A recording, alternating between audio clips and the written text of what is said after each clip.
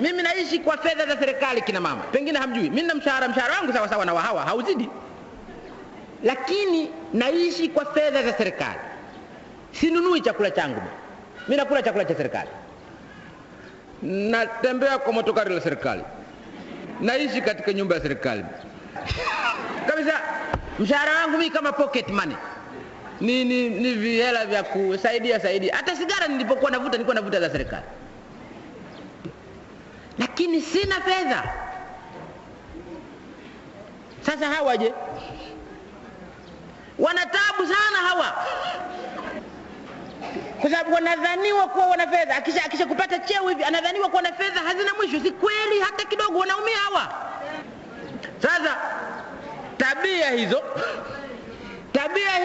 zinajenga tabia zingine. Huyu katika kumridhisha shangazi yake ataiba huyu. Katika kumnunulia saa ya dhahabu mkewe asije akapata divorce ataiba huyu.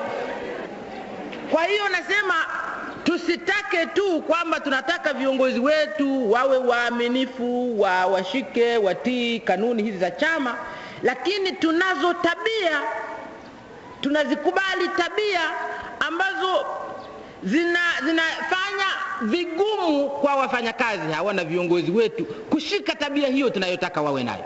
Kwa hiyo nasema si jambo la polisi hili si jambo la kusema tuachie polisi watawajua wala magendo hawa. Si polisi peke yao hata kidogo.